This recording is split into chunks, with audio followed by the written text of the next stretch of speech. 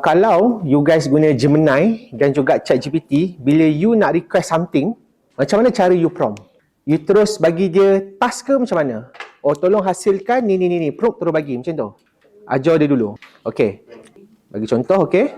Hantar semua sekali untuk dia baca sekali dan dia rangkumkan, dan kita terangkan macam mana jawapan yang kita nak kat dia, macam mana skema. Tapi yang itu you ada buat tak dia punya custom assistant ke apa ke, ada buat tak? Tak ada Okey, jadi bila tak ada, setiap kali chat kita kena bagi instruction balik kan. Kecuali kalau kita masuk balik chat yang sama. Ni yang kat mana? GPT? Betul. Okey, kalau pakai ChatGPT yang akaun berbayar, dia adalah function tu, kita boleh create kita punya assistant yang dia memang dah ada role, konteks yang tertentu, so that bila kita bagi arahan, dia akan buat based on instruction kita dah setkan untuk dia je. Tapi saya faham, tak semua kat sini ada ChatGPT yang pro account tu kan. Tapi Gemini pun boleh buat benda yang sama.